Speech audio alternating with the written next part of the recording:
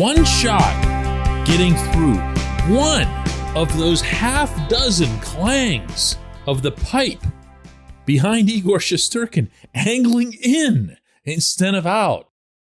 One of the two deflections off Mike Matheson's leg in front of the Pittsburgh net going the other way, and we're talking about something completely different today. Except, you know what? That's actually what I'm going to talk about. Good morning to you. Good Friday morning. I'm Dejan Kovacevic of DK Pittsburgh Sports. This is Daily Shot of Penguins coming to you from New York. If you're into football and or baseball, I also offer daily shots of Steelers and Pirates where you found this. Rangers 5, Penguins 2. The score's misleading. Even the series being 1-1 might be a little bit misleading. For sure, the vibe will be with New York having taken Game 2, the most recent game and the one that sticks out in your head. Obviously, human nature. But if you take these two games together, I can promise you that the foundation has been laid for the Penguins to take this series. And I'm surprised by this. If you listen to this show regularly, you know that I did not expect this team to be even competitive within this. That was before losing the number 2 goaltender, Casey DeSmith, going down, forcing Louis Domingue in net. Before losing Ricard Raquel. Before losing Brian Dumoulin. And yet, here they are. Here they are continuing to either perform at an even level with the Rangers as they did for most of Game 2, and the advanced analytics show that they did pretty much match the Rangers in every category except for one, and then dominating the Rangers in Game 1 with those same analytics. The Penguins have had the upper hand, and that really shouldn't have been the case to this point. There are a lot of things that the Penguins have done well at 5-on-5 to create chances for themselves, and what's been the most encouraging about that is that it's been exactly the areas you'd want them to be exploiting against New York, meaning areas that are not fixable because they've been long-term problems for the Rangers, just like some of the ones the Rangers have found going against the Penguins. For example, net front stuff and so forth. But I am telling you, I am up here, I am around this team.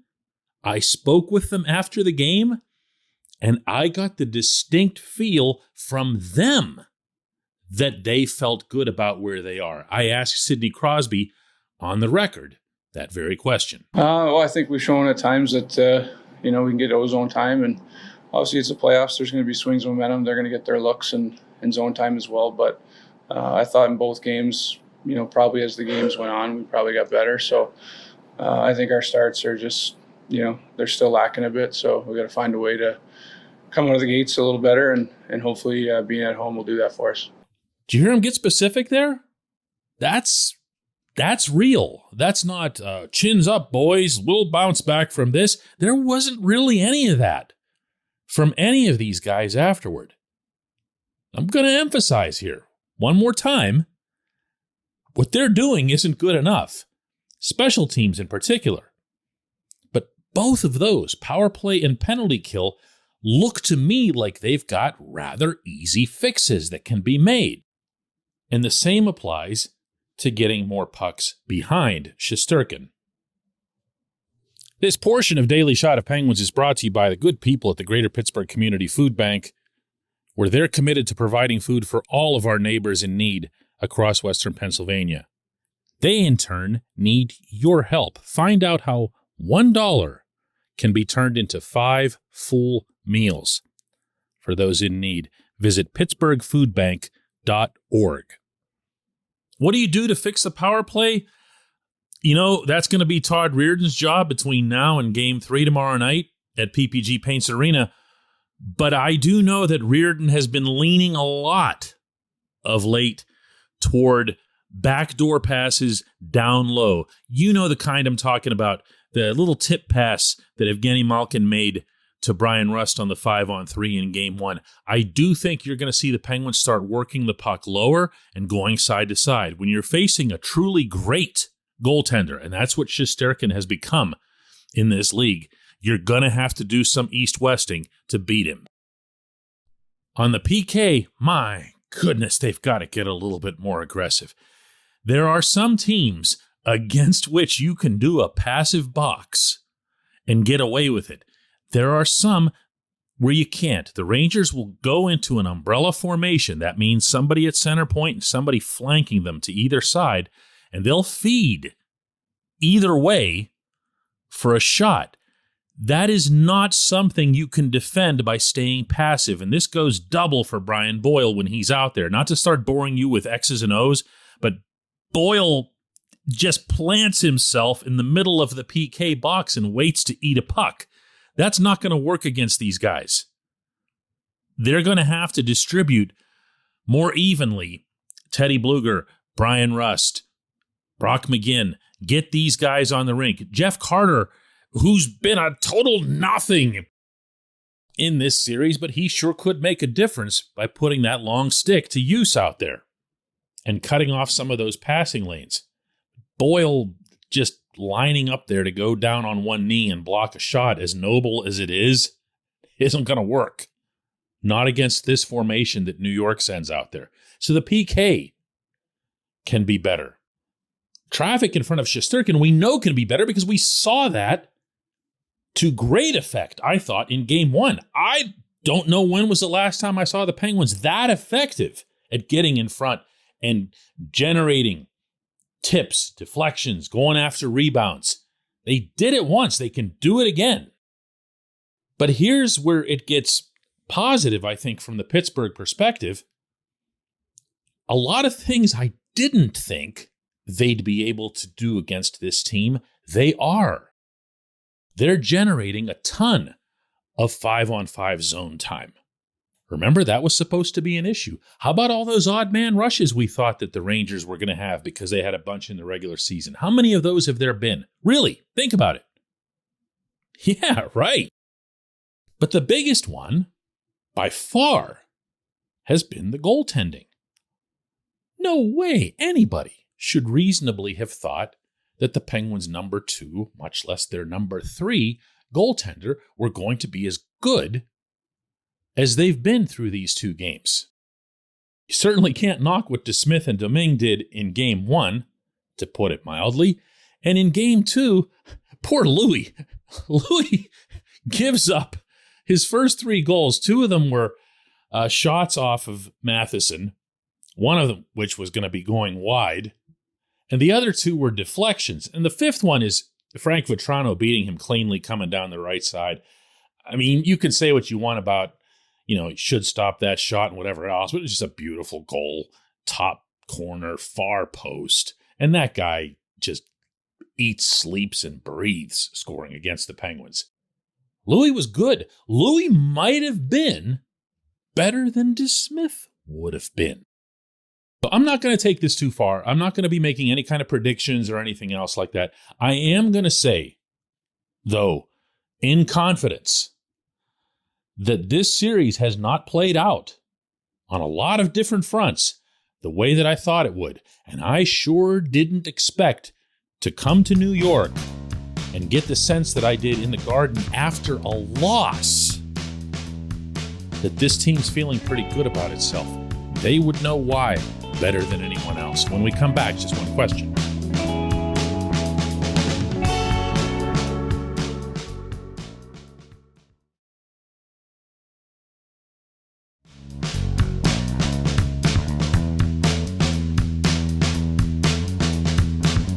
And today's J1Q comes from Bill, who asks, does Igor Shesterkin get an Oscar nomination for Best Actor in a playoff game?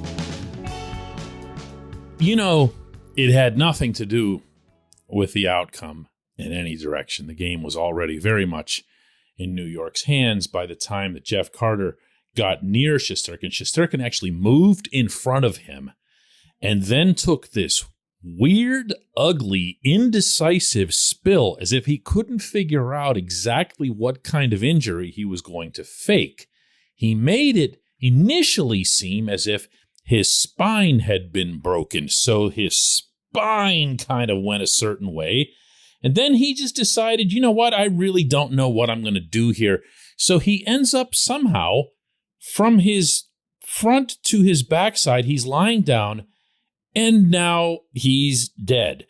And the athletic trainer comes out, and the athletic trainer, who, these guys aren't stupid. They know when they're being summoned out there and when they're just part of the show. And the athletic trainer goes through the charade to the extent that he yells at one of the Penguins to steer clear because of the significant medical attention that now needs to be administered. And Shesterkin is just lying there now, like he's, well, dead. And the crowd's pounding the glass because the crowd's been looking for anything like the whole night. My goodness. These people, an original 6 franchise's fan base, were all over the referees to the extreme that they booed early on when one of their players threw the puck out of play and got a delay of game, which is a 100% automatic, no discussion call. They booed that. Now, either they don't know hockey or they were just over the top in this regard, and they were convinced that they were going to make some kind of difference. They start, what an outrage. They killed Igor, and they all knew there was nothing wrong with their goalie. And the shame of it is the officials did too, but it happens, and he's lying there dead, and he's going to stay there dead until there's a call made. So the call comes, and hilariously enough, it's a 2-minute minor. Honest to God, I don't even remember what it was for. Let me see if I can find my sheet here. But it was a 2-minute minor. Nah, this is game 1. Hang on a second. I'll find the other one now. Jeff Carter for roughing.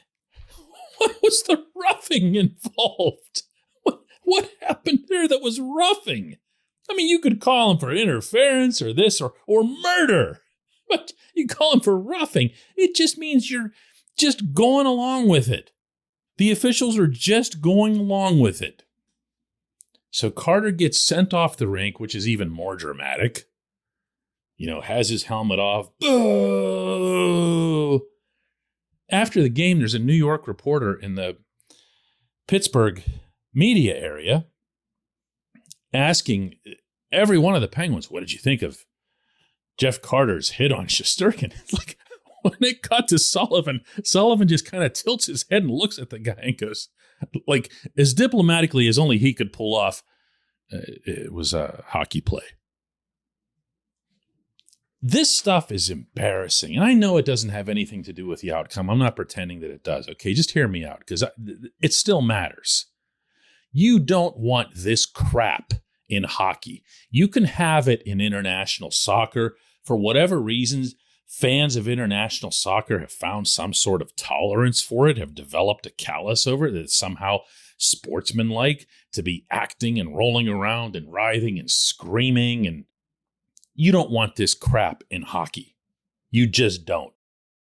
And if the NHL is going to fine players for diving or embellishment, as they call it, and they do, and they also put out the names of those players in an attempt to embarrass them, because that's part of the culture thing. The fine isn't going to do it. But if you start developing a relationship with the officials where they don't believe you anymore, you're not going to get legit calls. I used to talk about this, in fairness here, so you don't think I'm being some kind of homer, as it related to Brandon Tanev when he was with the Penguins. I couldn't believe that he'd consistently get all these calls when a lot of them were spills. And he led the NHL in drawn penalties. Eventually, the referees figured out. The referees are human. The referees will hold that against you. And if you want to find something about everything that I'm saying in this answer here that is pertinent to this series, if I'm the Penguins, and I'm not, but if I am, I'm running this guy through the wall tomorrow night.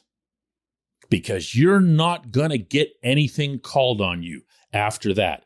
Even if it's legit. Even if one of the Penguins takes a run. I don't know who would do that on this roster. But I'm saying, I want to get back to the way you played in Game 1. If you want to go after this goaltender and get in his kitchen, you're going to be able to do that without drawing a penalty. Refs watch all games. Refs watch video of the games before the one they officiate in the playoffs so that they can pick up on tendencies in a series. Go get him. I'm not talking about injuring him. I'm talking about playing hockey. Go get him. You're not going to get called for it. I appreciate the question. I appreciate everyone who listens to Daily Shot of Penguins. I'm going to be heading home later this morning. And we'll do another one of these on Monday.